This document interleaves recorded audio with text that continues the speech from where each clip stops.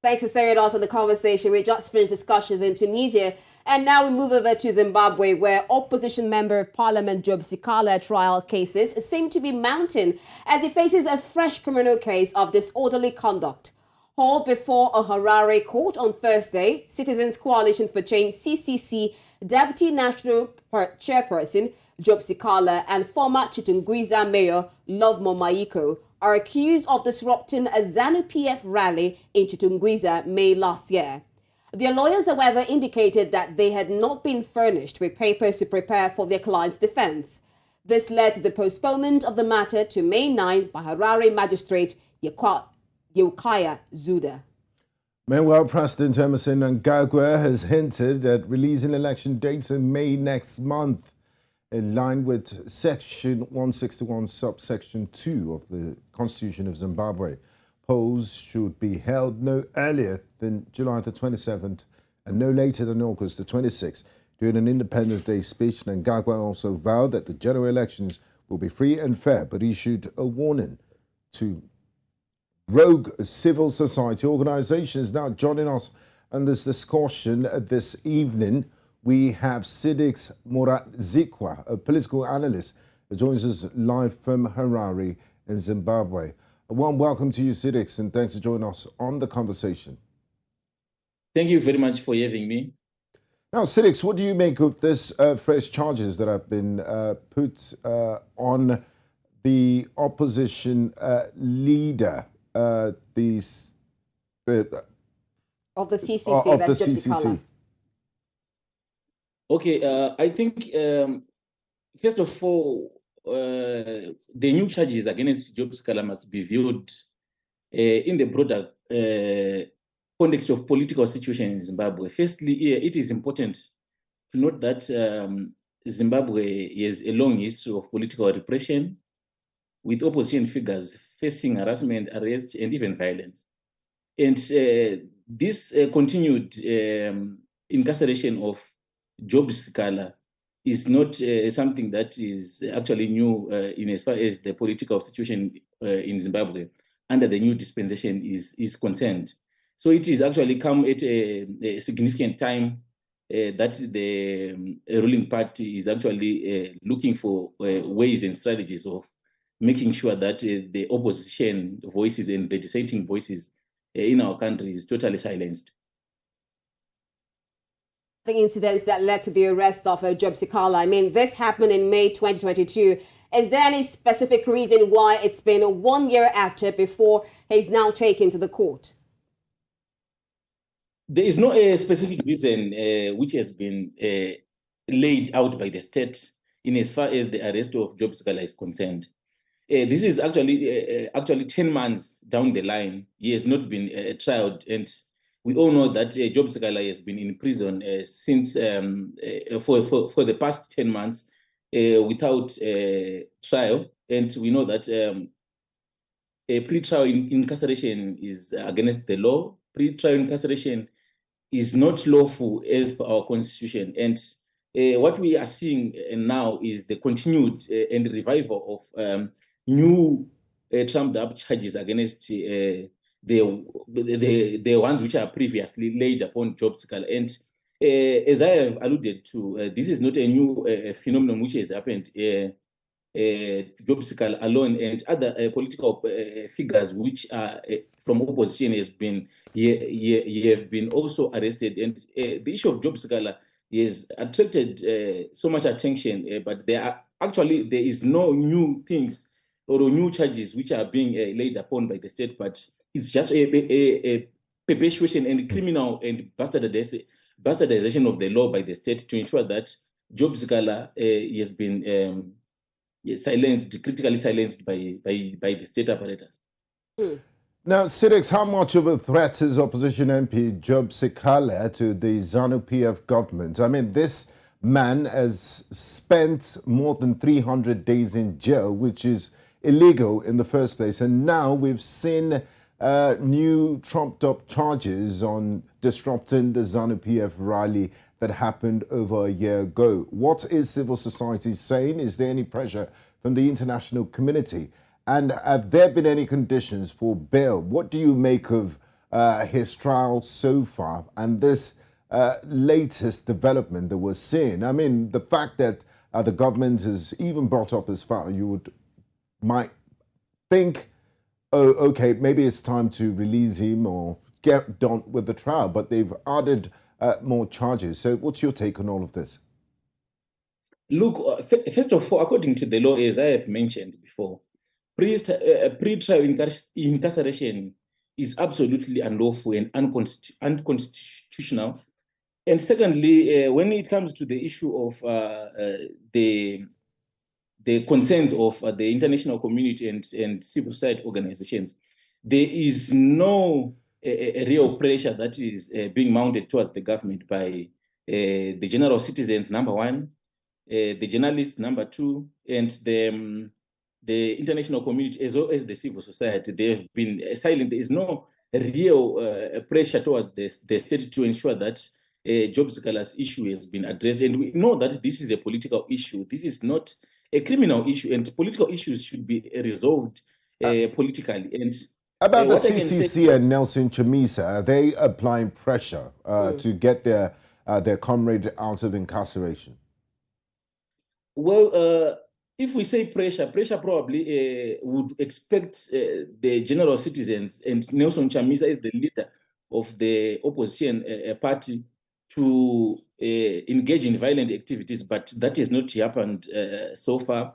He has been calling for the free Job Sikhala hashtag over the social media, and there is no real pressure that has been done by Nelson Chamisa in as far as the Job Sikhala case and the Job Sikhala issue is concerned. But I must admit that Nelson Chamisa is playing his political cards very well. He knows that the state is pushing him and his opposition members to the corner so that they engage into violent activities. But that has not been the case to Nelson Chamisa. He has been diplomatic enough in terms of handling this issue, but he has been calling through the SADC members, through the international community to say, guys, look, this has been happening, and what should we do in terms of dialogue and not in terms of engagement into violent activities. So to me, it's quite diplomatic pressure that is being mounted by the opposition forces toward the government, but there is no real threat in terms of action, in terms of engaging into political violence to ensure that Job Sikhala has been released from prison. But what I can say is that there is a strong cause for diplomatic pressure from Nelson Chamisa to ensure that this issue is actually resolved. Now, while on one side we're saying that probably there's a bit of pressure for the release of Job Sikhala from his CCC members, still talking about this ongoing political persecution. There was a leaked memo that said that prison officers were being forced to maltreat Job Sikhala in prison. So first of all, we want details, if you have any, about the health status of Job Sikhala. We've heard a series of reports about his health status and what's been done concerning the security at the prison centers for him. Sorry, I didn't quite get you on that. Can you come again? Okay, I said, looking at the ongoing political persecution, there was a leaked memo that said that prison officers were being forced to maltreat Job Sikhala in prison. So first of all, we want to know if you have any details about the health status of Job Sikhala and what exactly is the security arrangement in the prison centers for him. Well, I'm not privy to such information, but what I can say is it's not surprising to hear that such has been happened. It has happened as a result of the communication, the state communication. It's actually not surprising, but for me, I'm not privy. I've not heard such information in my ears at this present time. But actually, it is something that can be true, as though anecdotal at the moment. But as we know, the government and how it reacts, how it normally reacts towards suppressing dissent voices, it can be true at some point to say the prison officers and the prison officials have been instructed by certain elements within the state to ill-treat and to mistreat Job Sikhala as one of the inmates. And I think 6 months ago, I've read some newspapers which alluded to the fact that Job Sikhala is actually ill. He has been barred from seeing his doctors. The doctors have been barred to attend to him while he is in incarceration. He has been having stomach pains and diarrhea there. So it's actually not surprising that one can say Job Sikhala is being actually ill-treated as a result of the deliberate effort and the brazen effort by the state to ensure that the prison officers ill-treat him in the prison there. Now, Sydicks, President Emerson Mnangagwa has also been accused of copying the late colonial leader Ian Smith's system of lawfare, weaponizing the law against critics with emphasis on bills such as the controversial Private Voluntary Organizations Amendment Bill to regulate operations of civic society organizations. How do these bills serve the interests of the government? And do you also agree with critics that say, President Emerson Mnangagwa is weaponizing the law? Yes, I actually agree in total that the state or the center is actually having deliberate efforts and brazen attempts to weaponize and to bastardize the law, to criminalize the same. And we have had so many conversations with regards to this topic, whereby the state is actually at the center of ensuring that the political space within the civil society, within the opposition voices, the dissenting voices has been suffocated. Actually, the law in Zimbabwe is actually being used as a lawfare against opposition forces and those civil society organizations which are perceived to be anti-government. So actually, it's actually true, and it is beyond any reasonable doubt that the state is actually making deliberate political efforts to ensure that the law has been abused and the law has been used to make sure that the political space has been suffocated. So actually, it's a broader aspect of human rights violation. Freedom of expression has been curtailed as a result of the actions of the government towards this. And it's actually beyond one's political imagination that at this present moment where we expect the government and the state to cooperate in terms of ensuring the reforms, ensuring that the political space is actually democratic enough to allow the opposition and the free operation of civil society. And we have seen several calls to ensure that the bill against civil society is mooted. So it's actually true that the state is actually perpetrating these criminal abuse and the use of lawfare actually. Now, all these incidents are coming very close to the general election, and despite speculation that the polls might be postponed, we were seeing President Emerson Mnangagwa yesterday saying that he will proclaim election date next month, that is May. Now, first of all, does this put to rest the speculation of a coalition government, which we have been hearing, or are there still calls by opposition parties for the polls to be postponed? Sorry, I didn't get you that. Okay, I said, looking at this election, which is coming very close now, despite the speculation that the election will be postponed, President Emerson Mnangagwa yesterday said that he would announce the election date next month. So does this put an end to the speculation of a coalition government, or are there still calls by opposition parties for the polls to be postponed? Well, what I know for a fact is that elections are going to be conducted this year. And the president will make an announcement according to the constitution to announce the date which the election will take place. And in terms of the opposition, I have had information whereby Nelson Chamisa is the leader, the main leader from the opposition political forces, agreeing to the fact that the elections will not be postponed this year. And what about the MDC alliance, other opposition parties? What are they saying concerning the elections? The MDC alliance is no longer a force to reckon with in as far as the political discourse of this country is, or the political battlefield of this country is involved, is concerned. So the MDC Alliance, they have not yet made a political position with regards to whether the election are going to continue this year or not.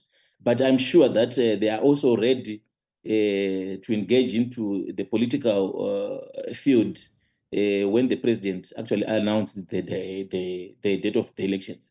Now, finally, Sydicks, before we let you go, a short while ago, the ZEC, Zimbabwe Electoral Commission, did conduct demilitation exercise, and we saw some people, constituency was in the middle of the Indian Ocean, some in other countries. Has the ZEC rectified that? And are you confident in the Zimbabwe Electoral Commission preparation for the elections?